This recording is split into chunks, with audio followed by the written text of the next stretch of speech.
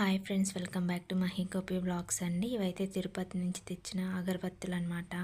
మేము Saturday night ఇలా ఇంట్లో పూజ చేసుకొని తిరుపతి అయితే వెళ్ళాము. మిడ్-నైట్ 2 అయింది.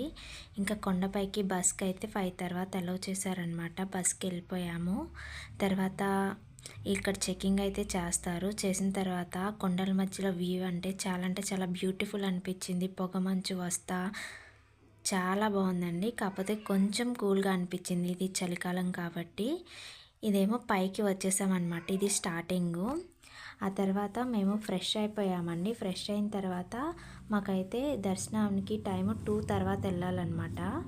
అసలు ఆ కొండల మధ్యలో టెంపుల్ అనేది చాలా అంటే చాలా బ్యూటిఫుల్ అనిపించిందండి.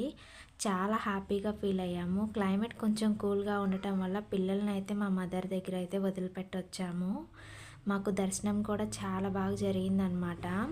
పిల్లల్ని తీసుకెళ్ళలేదని ఒక బాధ తప్పితే మిగిలిన అంతా బాగా జరిగింది.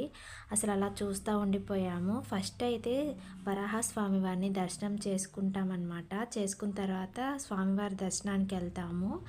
వెంకటేశ్వర స్వామి వారికి అక్కడ తిరుపతి దగ్గర ఉండటానికి వరాహస్వామి వారు ప్లేస్ అనేది ఇచ్చారనమాట అండి. అక్కడ చెప్తుంటే విన్నాను. తర్వాత లంచ్ దగ్గర ఆ పెయింటింగ్ అనేది బ్యూటిఫుల్గా అనిపించింది. లంచ్ చేసేసి మేము దర్శనానికి స్టార్ట్ అయ్యాము. తర్వాత వచ్చిన తర్వాత ఇంటికి వచ్చేసామండి. ఇవి పిల్లలకి 4 బొమ్మలు అయితే తీసుకున్నాము. వచ్చేటప్పుడు అయ్యప్ప స్వామివారి ఊరేగింపు వస్తుంటే మా చీరాల్లో కొంచెం అలా క్లిక్ తీసుకొని వాళ్ళ మార్నింగ్ అయితే దెమ్మలను పెట్టుకున్నాం అనమాట. ఈ విధంగా వీడియో నచ్చితే